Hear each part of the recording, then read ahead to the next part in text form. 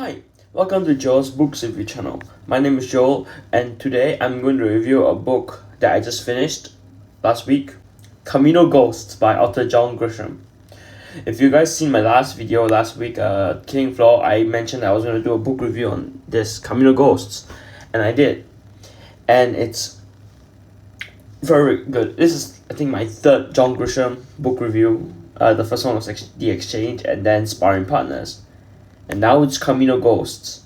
This is the third book of the Camino Island thrillers, legal thrillers, of course. I read the Camino Winds, haven't read Camino Island, planning to read that soon to finish the trilogy. And so this is another very good book by him. Alright, let me stop talking and let me start with the book.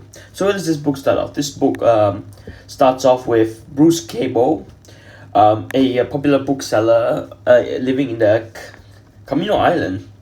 He tells Mercer Man a story about an island that is named the Dark Isle. And so this gives her an idea to write a book. Right, a book about the Dark Isles. So what is Dark Isles? Dark Isles is an island which has a very big history, right? It's all about like cannibalism, people killing each other. It's like slavery stuff. It's so bad. And one of them is Nala. She was one of the survivors at the Dark Isle.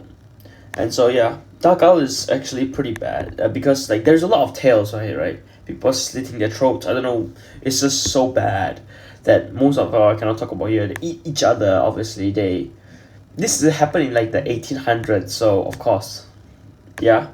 Where is Dark Isle located? It's located between Georgia and Florida. So it's near the Camino Island, right, where they live. And so Nala cursed the island. The curse is every white people who stepped on the island will die to the curse. So obviously no one wants to go there. And about 100 years later, a woman named the island was uninhabited.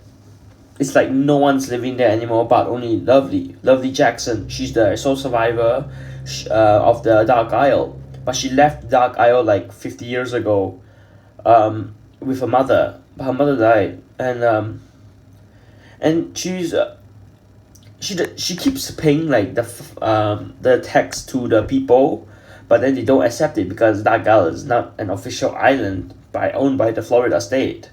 And so this runs into a big court case about the Florida wants to take Dark Isle and Lovely Jackson wants to defend Dark Isle. She says there's a lot of graves of her ancestors that she goes there a lot to mourn their grave and to clean them. But then Hurricane Leo came by. Hurricane Leo plays a big role also in Camino Winds, I'm sorry. And it's like a hurricane that destroys a lot and it completely wrecks Dark Isle. And so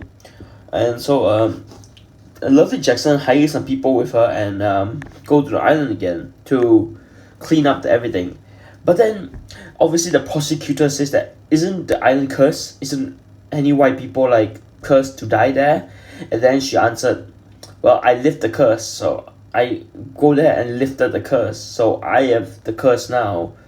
And then obviously the prosecutor is like, what's happening? They don't obviously believe them. So it ran to the big court case, like I just said. But end up obviously Lovely Jackson winning the case. But that's it. But then there's a lot of mysteries with Dark Isle, right?